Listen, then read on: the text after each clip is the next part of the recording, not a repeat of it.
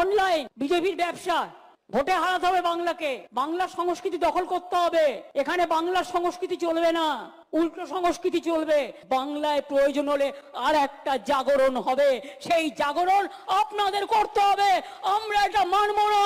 বাংলা বাংলার, বাংলা বহিরাগতদের সম্মান জানায়, অতিথি হিসেবে বরণ করবে, কিন্তু বহিরাগতদের বাংলা দখল করতে দেবে না, এটা মাথায় রাখবেন।